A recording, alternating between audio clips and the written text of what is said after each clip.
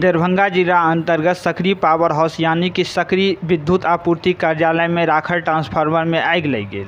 3टा fire brigade के मदद सँ 7 घंटा में कड़ी मेहनत के बाद आगि मिझायल गेल। आशंका जतायल जाइत अछि कि शॉर्ट सर्किट के कारण आगि लागल। हादसा के बाद पीएसएस से जुड़ल 30 से 35 हजार उपभोक्ता के बिजली आपूर्ति बाधित भेल। जानकारी के अनुसार सकरी पावर हाउस में सैकड़ों के संख्या में नवका और पुरान ट्रांसफार्मर वर्षों से राखल अछि। बिजली विभाग के एसडीओ सौरभ कुमार कहलथि जे रवि दिन 11 बजे अचानक पुरान ट्रांसफार्मर के स्टॉक में आगि लग गेल। ओ आशंका जतेलथि जे शॉर्ट सर्किट से आगि लागल। लोक सब कहलथि जे आगि बहुत भयंकर छल। धुआं और आगि के लपेट से आसपास में कारी गुबार छा गेल छल।